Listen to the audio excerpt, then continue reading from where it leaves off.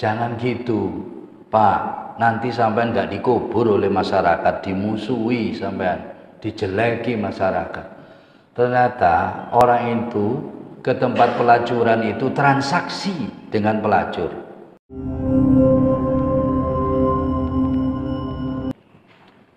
Bismillahirrahmanirrahim. Assalamualaikum warahmatullahi wabarakatuh. Innal hamdalillah nahmaduhu wa nasta'inuhu wa nastaghfiruh wa na'udzu billahi min syururi anfusina wa min sayyiati a'malina. Innahu may yahdihillahu fala mudilla lahu wa may yudlilhu fala hadiyalah. Salatan wa salaman daimain mutalazimain ala Rasulillah wa ala man ittaba'al huda ila yaumil qiyamah, amma ba'du. Alhamdulillah, para jamaah Bapak Ibu jamaah subuh yang dimuliakan Allah. Pagi ini Allah Subhanahu wa taala masih melimpahkan nikmatnya, rahmat, hidayahnya, inayahnya kepada kita semua, sehingga kita diberikan kemampuan untuk bersama-sama hadir menyambut seruan Allah. Salat subuh berjamaah sekaligus kita bersama-sama meneladani sabda-sabda dari Rasulullah sallallahu alaihi wasallam. Para jamaah sekalian, pagi ini kita akan bersama-sama meneladani bagaimana Rasulullah sallallahu alaihi wasallam mengajarkan kepada kita menjadi orang yang paling beruntung. Dan kata baginda Rasulullah SAW, ternyata orang yang paling beruntung bukanlah orang kaya, bukan orang yang pangkat, bukan raja, bukan orang terkenal. Ternyata yang paling beruntung, kata Rasulullah SAW, adalah aksaruhum lil mauti dzikra wa ahsanuhum lima ba'dahu istidada. Ternyata kata Rasulullah SAW, orang paling beruntung adalah orang-orang yang paling banyak ingat mati, dan orang-orang yang paling bagus persiapannya untuk kehidupan nanti sesudah mati. Oleh karena itu, para jamaah Bapak Ibu sekalian, menjadi penting bagi kita semuanya untuk tahu dengan pasti, dengan yakin, apa dan bagaimana sebenarnya kematian itu menurut pandangan Islam. Bapak Ibu para jamaah yang dimuliakan Allah, ada banyak pandangan manusia tentang kematian ini. Di antaranya adalah pandangan orang-orang ateis sejak dahulu, sejak zaman Rasulullah SAW. Bahkan sebelum Rasulullah SAW, mereka mempunyai pandangan bahwa al-maut, kematian itu adalah al-fana'u wal-adamu al-mahdu, adalah semua menyatakan bahwa kematian itu adalah fana, ketiadaan saja, kebinasaan, ketiadaan. Jadi setelah mati tidak ada apa-apa. Setelah mati ya jadi tanah. Setelah mati jadi debu, hilang. Tidak ada hidup sesudah mati. Tidak ada alam kubur, alam barzah, tidak ada surga, tidak ada neraka. Inilah yang dinyatakan oleh Allah Subhanahu wa taala di dalam surat Al-An'am ayat 29. Allah Subhanahu wa taala menyatakan, menggambarkan orang-orang ateis seperti ini adalah a'udzubillahi minasyaitonir rajim. Wa qalu in hiya illa hayatuna dunya wa ma nahnu bimab'utsin.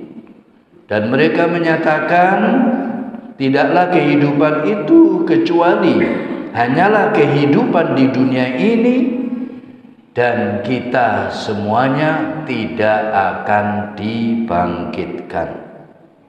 Inilah masalahnya para jamaah Bapak Ibu sekalian. Ada sebagian di antara manusia tujuan hidupnya ya di dunia ini, baik buruk, sukses, gagal di dunia ini, sehingga orang-orang yang mempunyai pandangan seperti ini akhirnya mempunyai sikap yang luar biasa juga.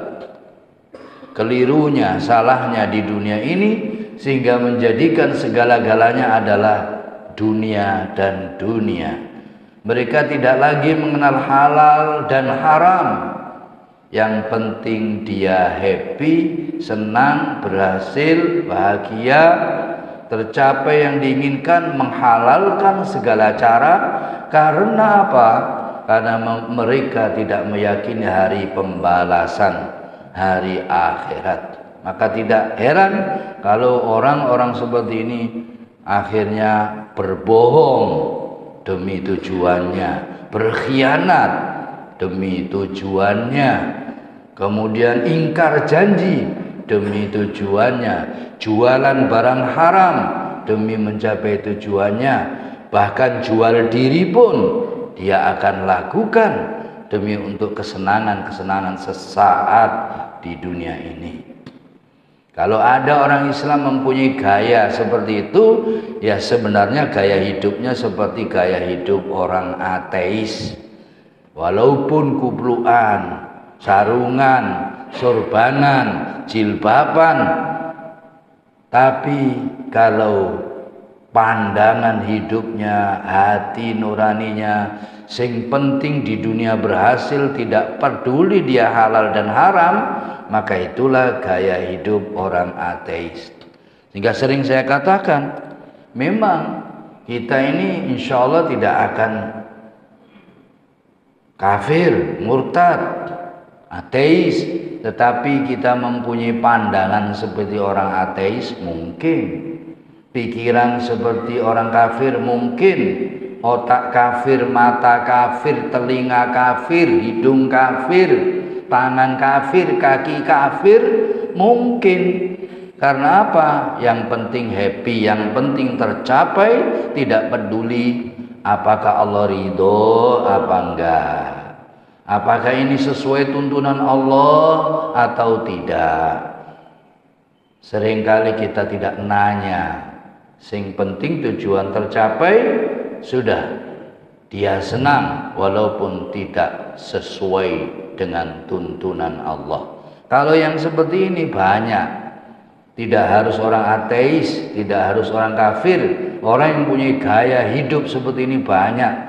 Bahkan kalau kita rasakan, kita lihat ya, orang seperti ini bahkan bukan saja orang awam, orang-orang yang dianggap tokoh pun kita bisa lihat, kita bisa dengar, kita bisa rasakan. Apalagi bagi kita yang mendalami ilmu agama, sering kali kita rasa, kita lihat casingnya tok Islam, tapi hobi dan gaya hidupnya, manhaj hidupnya, metode, pedoman hidupnya layaknya orang tidak beragama. Karena itu para jamaah yang dimuliakan Allah, kita tidak boleh mengikuti pandangan orang-orang ateis seperti ini yang menganggap bahwa kesuksesan, kehidupan hanyalah di dunia ini.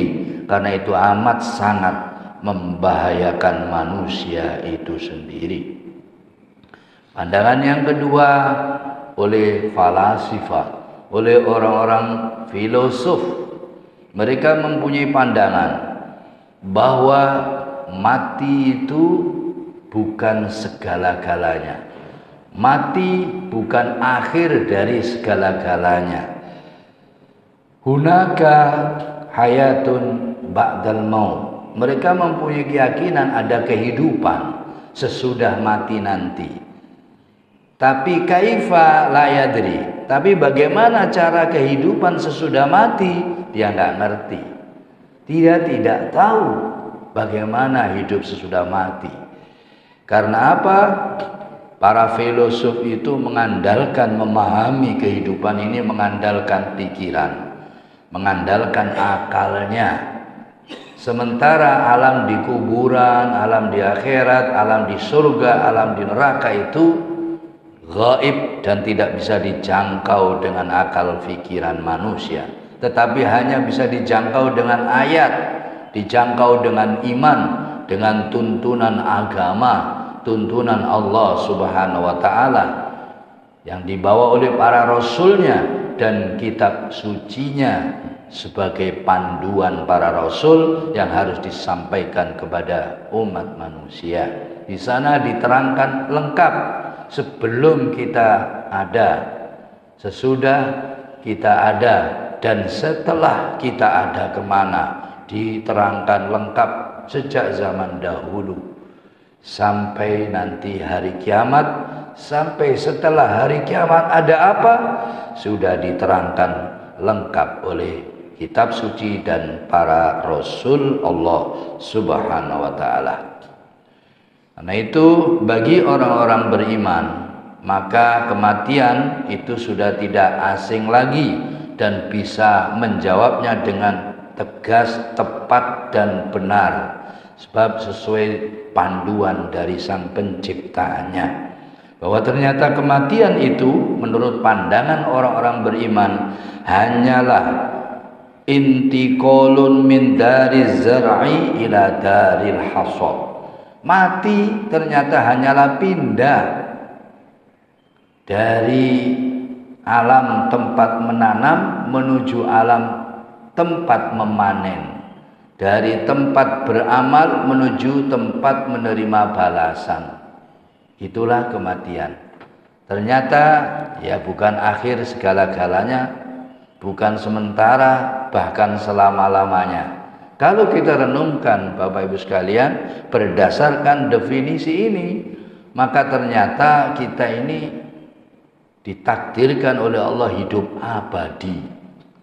Ternyata mati itu bukan mati, ternyata hanya pindah. Seperti kita pindah dulu dari alam kandungan, pindah ke alam dunia, kemudian pindah lagi ke alam barzakh, ke alam akhirat. Di sana ditentukan di surga atau neraka, dan tidak ada mati lagi nanti setelah di akhirat. Berarti kalau tidak ada mati lagi, ternyata kita ditakdirkan itu hidup abadi. Ternyata dunia ini kita sebentar. Bahkan digambarkan oleh Rasulullah hanya seperti orang yang mampir ngiyup di bawah pohon ketika kita musafir, kemudian pergi lagi. Rasulullah juga menggambarkan seperti orang yang nyebrang jalan, hanya sekedar nyebrang, kemudian meneruskan perjalanan abadi, yaitu di akhirat kelak. Bapak Ibu para jemaah yang dimuliakan Allah, maka bagi orang-orang beriman, dunia ini nggak dianggap sama sekali, nggak dianggap Rasulullah, para nabi, para aulia, para solihin, nggak dianggap oleh Allah. Bahkan kata baginda Rasulullah SAW, seandainya dunia ini berharga di sisi Allah, niscaya orang kafir itu tidak akan minum walau hanya dengan seteguk air. Nggak akan dikasih rezeki, karena dunia tidak berharga di sisi Allah. Maka dikasihkan kepada siapapun oleh Allah yang dikehendaki oleh Allah sesuai hikmahnya Allah. Dan orang beriman tidak menganggap kekayaan dan segala atribut dunia itu berharga.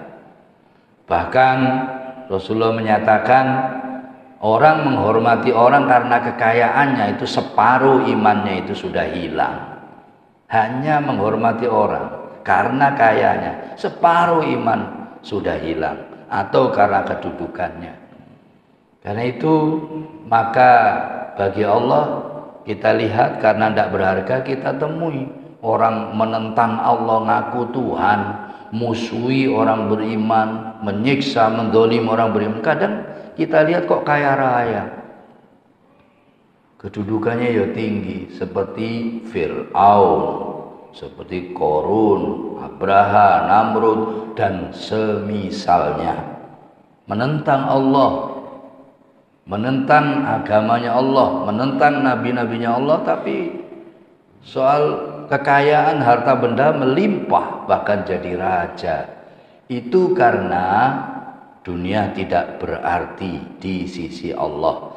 Sehingga ketika orang tidak beriman, tidak taat, tidak bertakwa kepada Allah, kok hidupnya nyaman, enak, kaya raya, berlimpah, terkenal, itu ternyata bukan rezeki. Ternyata itu adalah istidraj. Dan istidraj itu adalah lebih dari azab. Karena orang diazab di dunia itu bisa masih punya kesempatan sadar, tobat, kemudian dia kembali lagi ke surga Allah, diampuni oleh Allah.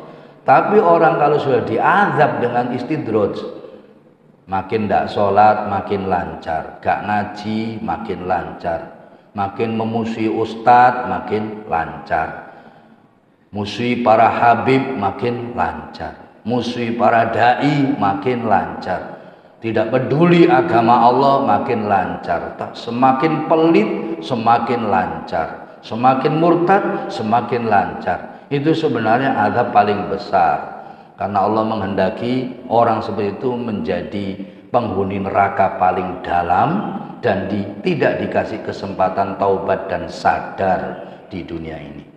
Dan biasanya memang seperti itu kalau sudah istidraj, dinasehati. Ngapain nasihati saya?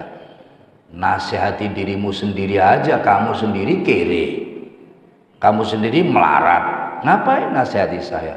Nanti tak doakan. Ngapain doakan saya? Kamu sendiri melarat. Doa aja untuk dirimu sendiri. Begitu terus, tidak akan mau sadar orang-orang kalau sudah diistidraj oleh Allah. Bahkan ekstrimnya ada dinasehati, malah yang nasihati diludahi, ditangkap, difitnah, dizolimi, bahkan dikejar-kejar mau dibunuh.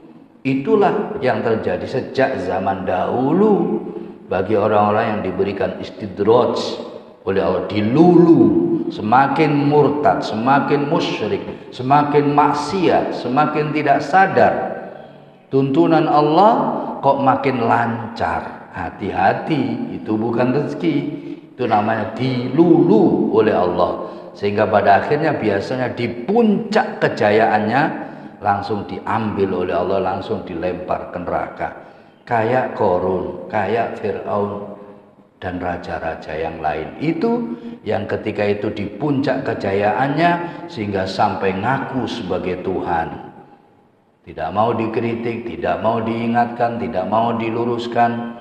Bahkan ketika diingatkan mengancam orang-orang yang mengingatkannya seperti Qarun, Fir'aun, Namrud, Abroha, Abu Jahal dan juga abu-abu yang lain sampai sekarang yang tidak mau menjalankan aturan tuntunan hidupnya sesuai tuntunan Sang Penciptanya.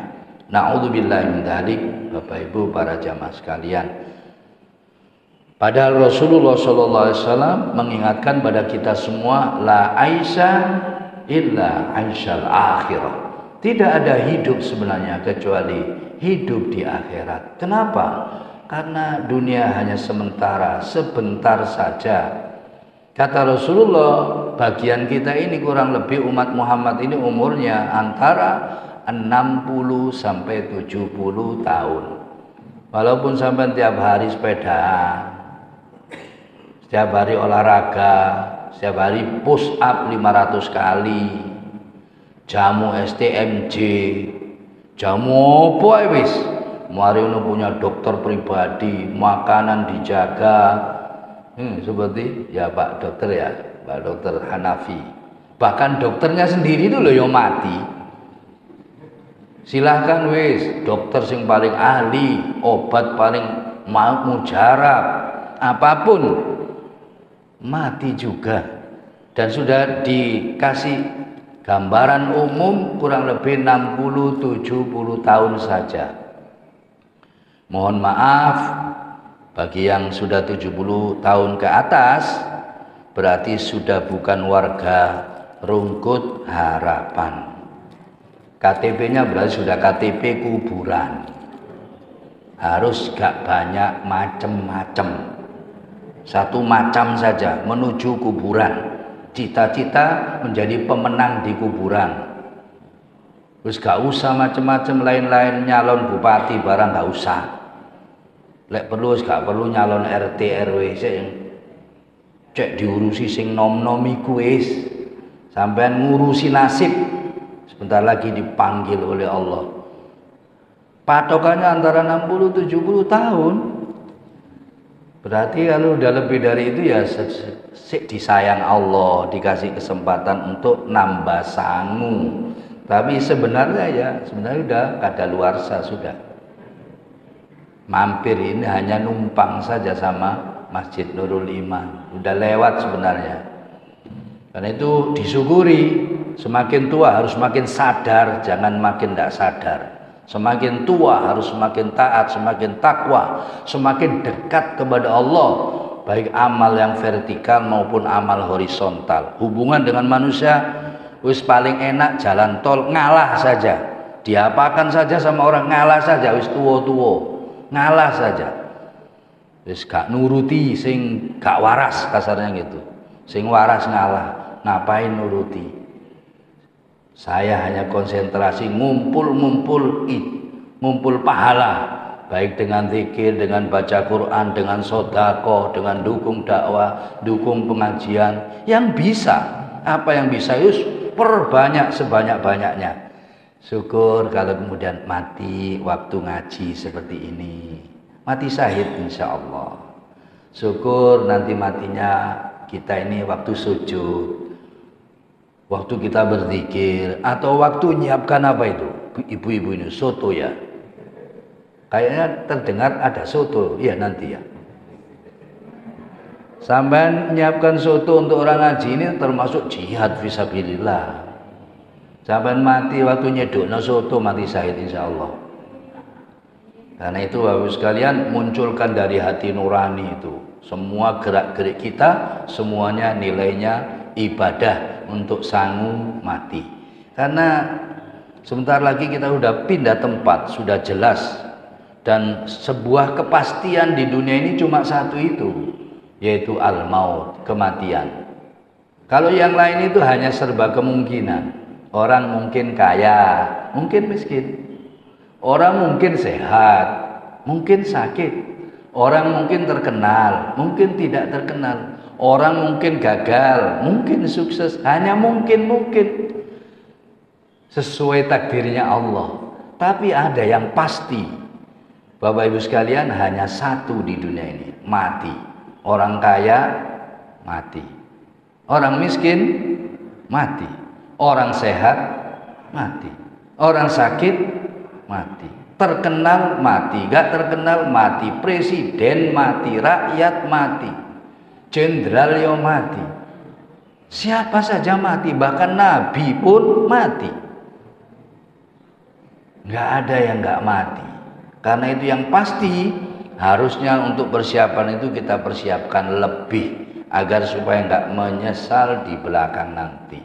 Kalau di dunia ini bagian kita antara 60-70 tahun, di akhirat bukan 70.000 tahun, 70 juta tahun, 70 miliar tahun, 70 triliun tahun.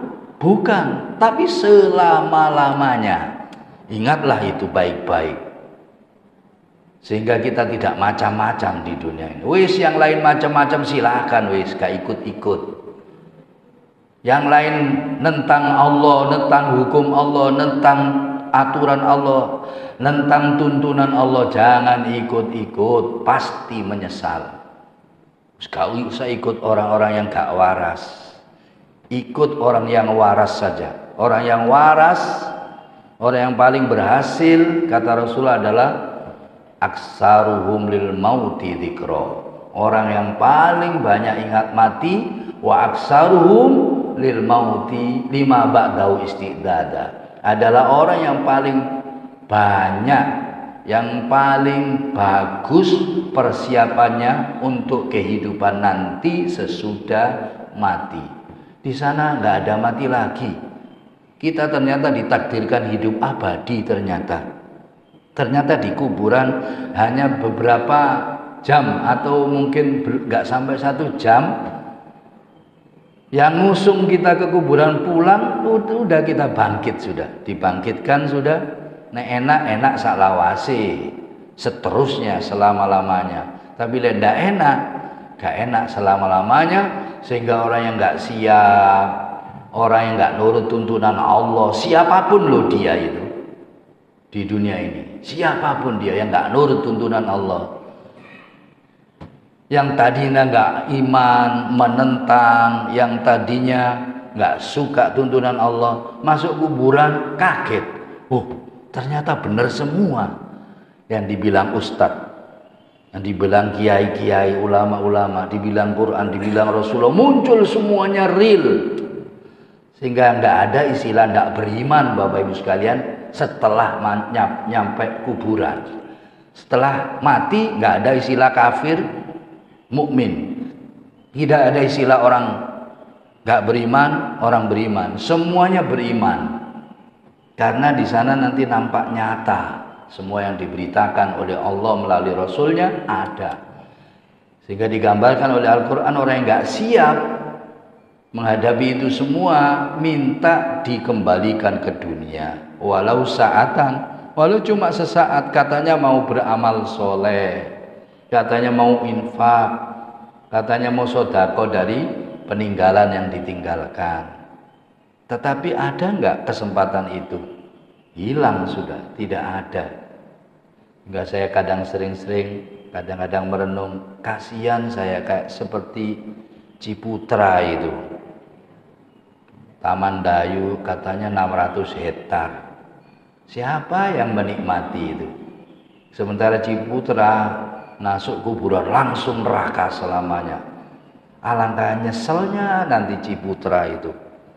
Untung saya enggak jadi Ciputra, jadi Ustadz Fadil. Walaupun enggak sekaya Ciputra, saya jauh lebih beruntung karena saya dikasih rezeki yang lain oleh Allah yang jauh melebihi 600 hektar, melebihi 1000 hektar, melebihi dunia ini, bahkan melebihi alam semesta ini, yaitu rezeki iman, rezeki Islam. Nah, dengan iman itu kita ini sedekah 1000 rupiah saja Allah sudah terima kasih. Matur suwun, dikasih pahala berlipat-lipat, 10 kali lipat, 700 kali lipat, 1 juta kali lipat, sampai tanpa batas sesuai kadar keikhlasan kita. Seandainya tanpa iman, ada orang bisa sedekah emas 1 gunung Arjuna, atau 3 gunung Arjuna, atau sebesar bumi ini emas, nggak diterima oleh Allah. Karena Allah yang tidak butuh duit, tidak butuh emas, hanya butuh iman itu. Sehingga dengan kita dibekali iman, memang betul kata Rasulullah, nikmat terbesar bagi kita adalah sebenarnya adalah nikmat iman itu. Sehingga Bapak Ibu sekalian, sepanjang iman itu masih ada, sudahlah bersyukurlah kepada Allah, walaupun tidak banyak. Sepanjang iman itu ada, bersyukurlah pada Allah, walaupun tidak kaya raya, tidak pangkat, walaupun kita tidak mempunyai villa, hotel mewah, walaupun tidak punya kedudukan tinggi, kita sebenarnya sudah diberikan rezeki tertinggi oleh Allah, yaitu dengan iman tersebut. Bapak Ibu para jamaah yang dimuliakan Allah, makanya karena kematian itu sudah pasti, Allah mengingatkan kepada kita semua dalam Al-Quran. Allah menyatakan, a'udzubillahi minasyaitonirrajim, hatta idza jaa ahadumul maut, sehingga ketika sudah datang kematian kepada mereka, qala rabbirji'un, mereka mengatakan, ya Allah, kembalikanlah saya ke dunia, lali a'malu sholihan fima taraktu, agar saya bisa beramal soleh dari apa yang sudah aku tinggalkan.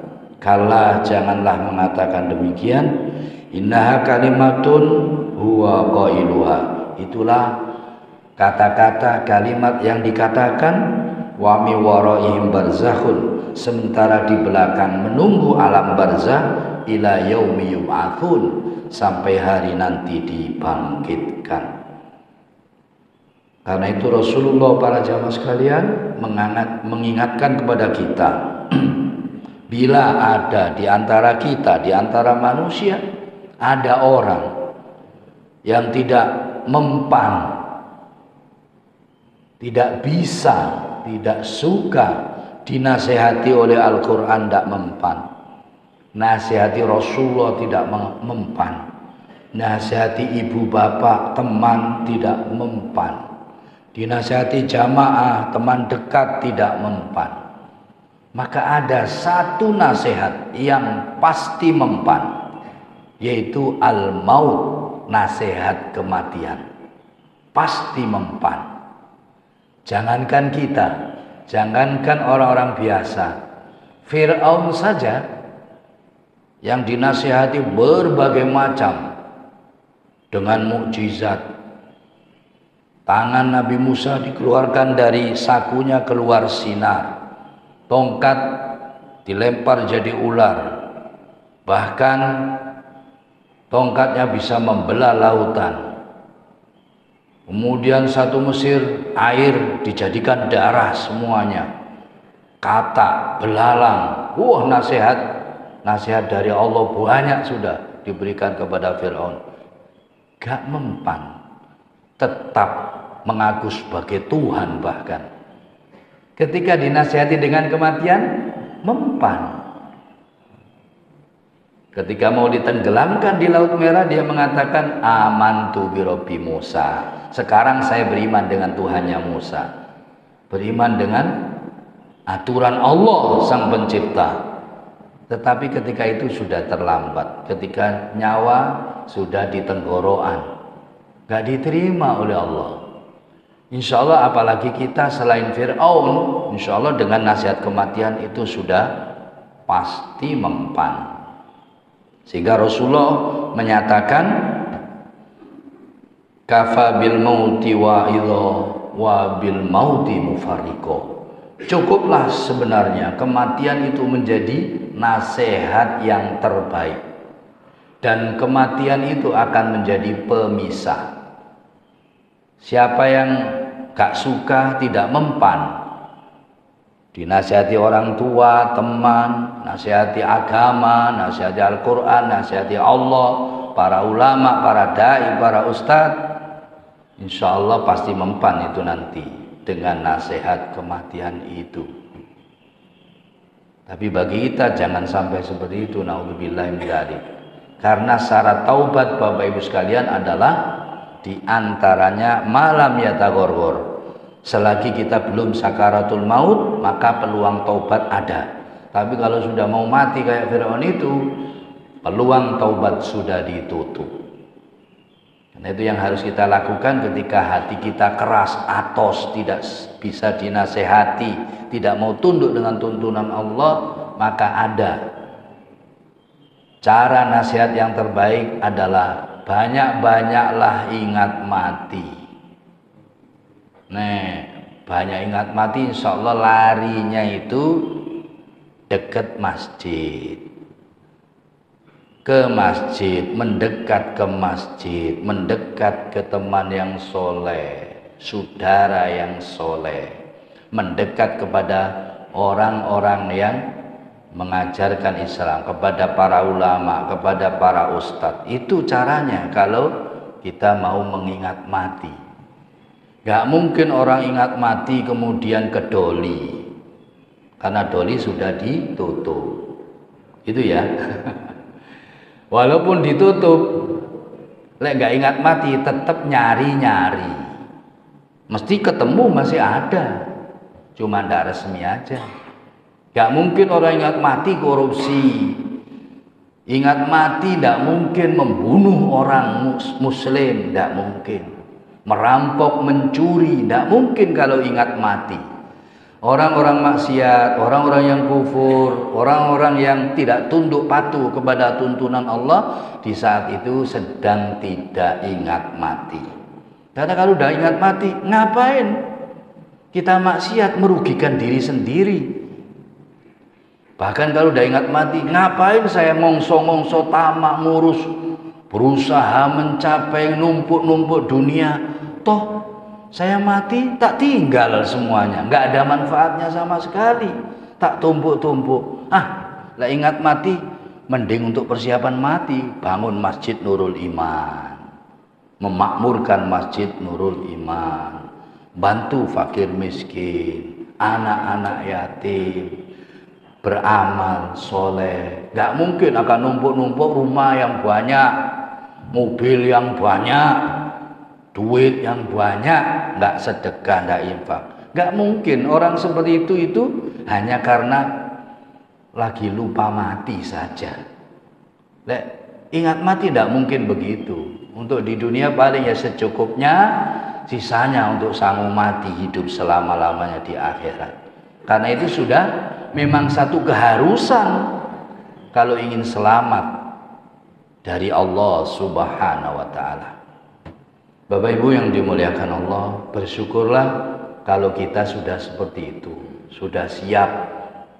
Tidak harus dinasihati oleh kematian, kita sudah siap, kita sudah sadar di samping kita mencari kejayaan dunia, tetapi kita ingat akhirat sehingga tidak menghalalkan segala cara.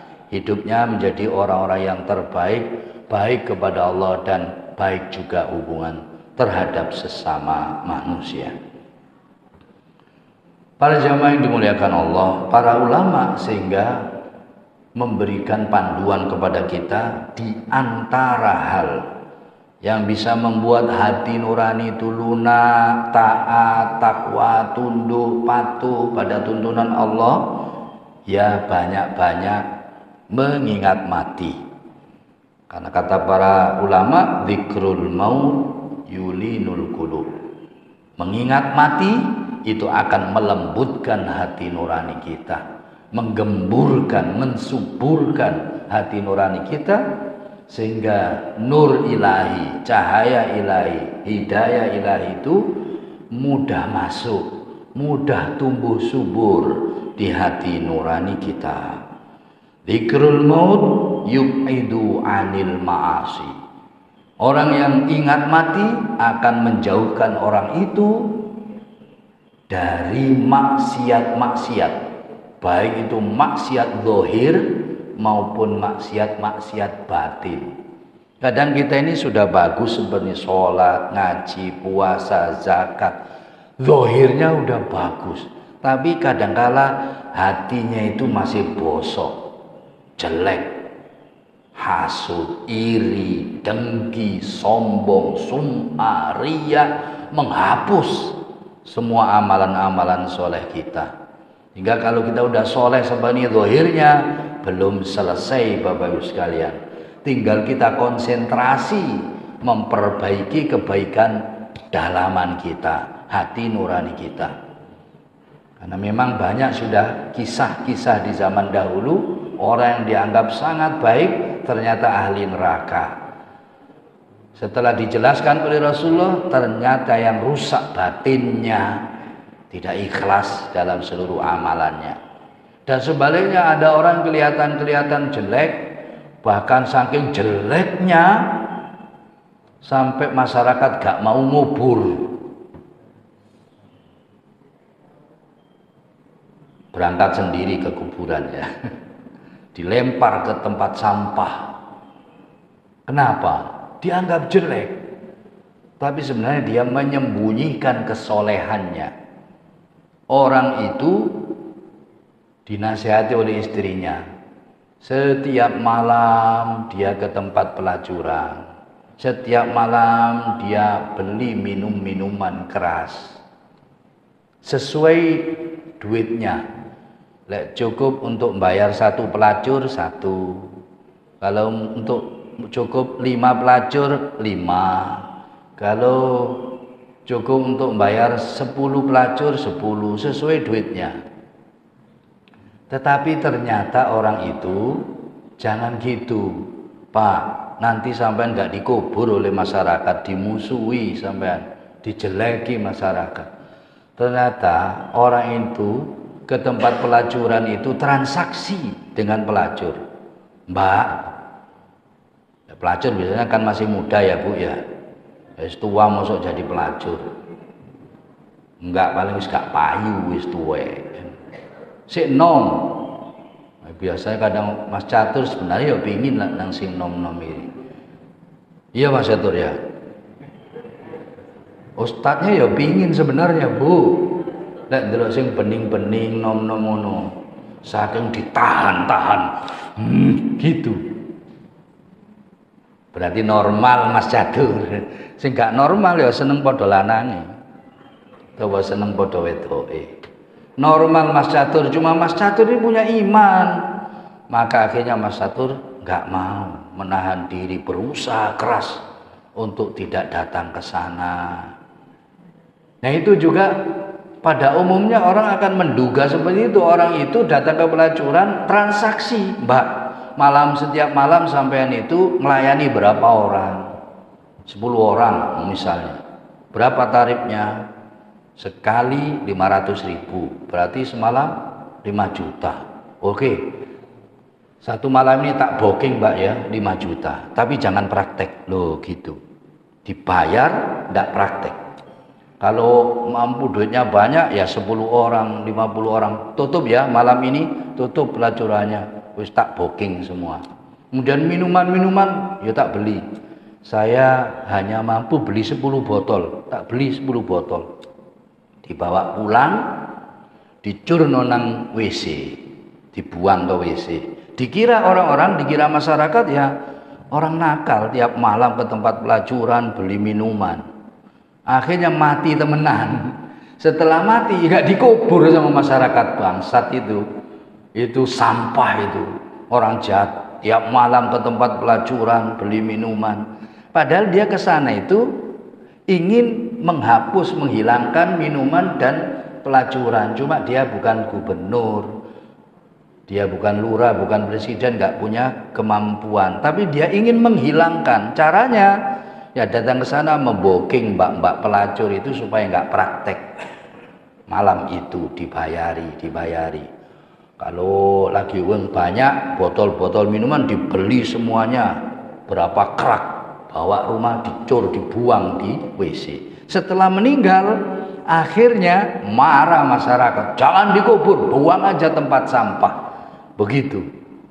Dan akhirnya malah dikafani, dikuburkan para malaikat. Karena malaikat tahu sebenarnya. Karena Allah tahu sebenarnya. Tapi masyarakat karena tidak tahu yang sebenarnya, ya tidak salah. Artinya apa? Kita itu baik zahirnya tok seperti ini, berbaju koyok sok Islam seperti ini belum selesai. Sampai bisa ceramah seperti ini belum selesai. Masih ada tugas lain yang tidak kalah pentingnya, dandani hati. Batin kita itu udah bener Islami enggak? Kalau enggak, dan itu paling gawat dibanding enggak sholat, dibanding ya enggak ngaji, ini lebih paling gawat. Kalau enggak ngaji orang lain tahu, itu bisa diajak, enggak sholat bisa diajak. Nah kalau batin enggak ada orang tahu, orang tua sendiri pun enggak tahu. Yang tahu cuma diri kita sendiri. Kita ini bener Islami atau pura-pura Islami. Kita iman beneran atau pura-pura iman. Kita ini sodako temenan atau biar terkenal dermawan. Kita ini ceramah beneran atau biar dianggap pinter. Dan seterusnya, ini penyakit batin ini yang tahu cuma dirinya sendiri. Dan tahu kalau itu jelek, bahaya, itu hanya dari ngaji. Makanya saya selalu tekankan ngaji terus. Supaya ada kotoran dikit saja di batin saya. Atau kekeliruan berpikir kita. Kekeliruan keyakinan kita dikit saja, kita sudah tahu. Karena kita punya ilmunya. Nah kalau sudah nggak tahu ilmunya, nggak mau ngaji. Kadang sudah di tengah neraka itu, sudah ngaku ahli surga masihan.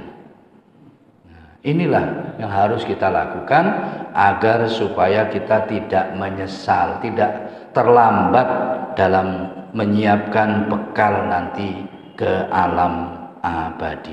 Kita ingat mati, kata para ulama, yubaidu anil ma'asi, akan dijamin bisa jauh atau menjauhkan diri dari kemaksiatan. Berarti ya sebaliknya Bapak Ibu sekalian, kalau tidak ingat mati ya seringkali gak datang ke masjid, gak berteman ustadz, malah membenci, gak mau ngaji. Ya kalau sudah gak ingat mati senangannya kemana? Kemana Bapak Ibu sekalian? Kalau di Surabaya ini kayaknya ya minimal ya itu loh yang sering di Meri sekarang muncul lagi banyak apa itu? Ngopi, warung kopi. Paling senengannya di semalaman lagi. Lek ngaji sampean ini sak jam ae wis mulet-mulet. Tapi warung kopi ambil koncone ngajak maneh koncone semalaman, bu salat subuh apa enggak ya garo. Itu dapake seminggu pisan, sebulan pisan, tiap malam. Itu minimal. Nanti naik lagi ke diskotik, dugem dan lain-lain itu ya. Yang tempat-tempat yang jauh dari ingat mati, jauh dari amalan soleh. Itu kalau kita tidak ingat mati begitu. Apalagi lagi sehat, lagi duitnya banyak, wah itu biasanya arahnya lebih ke sana. Nanti baru mengkis-mengkis, udah mulai geringgingan, mulai sakit, mulai loyo, baru mudah-mudahan ingat sih untung. Lagi dugem mati langsung gimana? Na'udzubillah min dzalik. Nah ini real Bapak Ibu sekalian, tidak terbantahkan lagi. Maka kita juga di samping ingat hidup di dunia ini, jangan sampai kita juga ingat mati. Sehingga walaupun kita nakal-nakal dikit tidak terlalu banyak nakalnya. Nakal dikit wajar ya Bapak Ibu sekalian. Namanya manusia nggak punya dosa, nggak mungkin, pasti punya dosa. Tetapi lah ingat mati insya Allah nggak nemen-nemen. Ya kayak tahi lalat saya ini loh. Bagus kan ya? Tahi lalat saya ini di muka ini cuma 1, 2 itu kan bagus, menambah manis. Katanya kayak No Karno, tahi lalate. Tapi sampean bayangkan kalau tahi lalat saya ini penuh 1 muka, yang menakutkan. Manusia kalau ya dosanya dikit-dikit yaitu menyempurnakan kemanusiaannya, karena bukan malaikat. Itu insya Allah diampuni. Tetapi kalau hari-hari numpuk maksiat, numpuk dosa terus, nanti akan gelap menutupi hati nuraninya sehingga tidak lagi tembus cahaya ilahi, nur ilahi, cahaya iman tersebut. Nah untuk supaya nggak banyak-banyak dosa, ya banyak tipe yang sudah diberikan para ulama, diantaranya adalah baca Quran, merenungi maknanya, kumpul orang soleh, qiyamul lail, berzikir, berjamaah, pengajian. Ini semuanya adalah langkah-langkah supaya kita tidak sampai lupa kematian. Yang terakhir, inilah yang dinasihatkan oleh Rasulullah SAW. Ayyul mu'minina akyas ya Rasulullah. Siapakah orang beriman yang paling beruntung wahai Rasulullah? Maka jawab Rasulullah, qala aktsaruhum lil mauti dzikra wa ahsanuhum lima ba'dahu istidada. Ya mereka itu adalah orang yang paling banyak ingat mati dan orang yang paling bagus persiapannya untuk kehidupan sesudah mati. Sehingga orang yang paling beruntung bukan orang yang paling cantik, paling ganteng, bukan orang yang paling kaya, paling terkenal, bukan presiden, bukan jenderal, bukan siapa-siapa. Ternyata kita semuanya punya peluang menjadi orang yang paling beruntung. Gimana? Aksaruhum lil mauti dzikra. Banyak-banyak ingat mati, wa ahsanuhum lima ba'dahu istidada.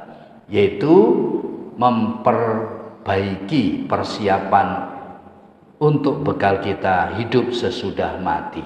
Sehingga mudah-mudahan kita semuanya ditakdirkan oleh Allah menjadi orang yang paling beruntung, paling selamat, paling sukses selama-lamanya dunia sampai di akhirat kelak. Amin ya rabbal alamin. Al-Fatihah.